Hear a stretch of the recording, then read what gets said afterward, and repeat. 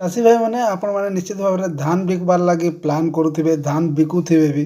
ତ ଯେନ୍ମାନେ ଟୋକନ୍ କରିଛନ୍ ଆରୁ ବେପାରୀକେ ଆପଣ ଧାନ ଦେବାର୍ ଲାଗି ଚାହୁଁଛନ୍, ସେମାନେ କେତେ ଟଙ୍କାରେ ଧାନ ବିକିଲେ ଆପଣକେ ଭଲ୍ ହେବା, ସୁବିଧା ହେବା, ଆପଣକେ ଟେନସନ୍ ନେବାର୍କେ ନାଇଁ ପଡ଼େ।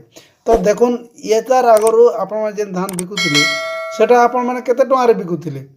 ଏନ୍ତା 1800-1900 ବିକୁଥିଲେ କି 2000। ବର୍ତ୍ତମାନ କାଣା ହେଇଛେ, ଆପଣକେ ଯେନ୍ 800 ଟଙ୍କା ବୋନସ୍ ମିଲ୍ବା, ସେ ବୋନସ୍ କଥାଟା ଆପଣ କାଣା କରବେ, ବେପାରୀକେ ନେଇ କହିବେ ଯେ ବୋନସ୍ଟା ସିଏ ନେବା ବୋଲିକରି, କିମ୍ବା ଆପଣମାନେ କେତେବେଲେ ବି ବୋନସ୍ ପଇସା ତାକେ ନି ଦଉନ୍।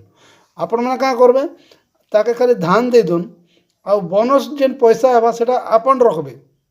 ତାକେ 2000 ଦଉନ୍ କି 2200 ଦଉନ୍, ଯେହେତୁ 2300 ଟଙ୍କା MSP ଅଛେ, ସେଟା ଭାରତ ସରକାର ଦେବା।